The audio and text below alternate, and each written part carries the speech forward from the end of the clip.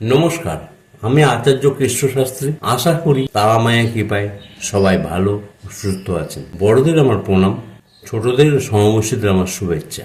আগের দিন আমি বলেছিলাম শনির সাড়ে সেই শনির সাড়ে একটা টোটকা বলছি, করে দেখবেন কিছুটা শুভ ফল হলেও পেতে বাধ্য। শনিবার দিন দুপুর 12টার ভেতরে 8টা জিনিস কিনবেন। কোনো দাম করবেন না, এই দাম বলবে সেই দামই কিনবেন।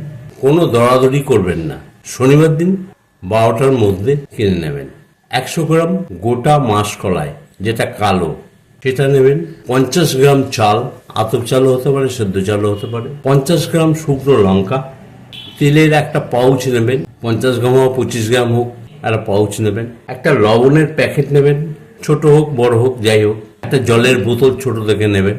আর একটা 1 টাকার একটা কয়েন বা 5 টাকার কয়েন বা 2 টাকার কয়েন ঝাঁক দেবেন।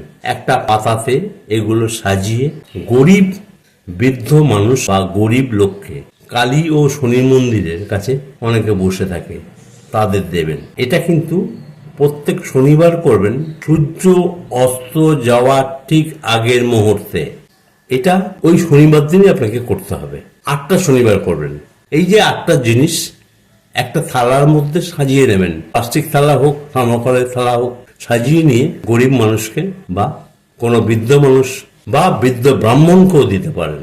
শনির সাড়ে প্রকোপ থেকে কিছুটা হলেও আপনি শুভ ফল পেতে পারেন।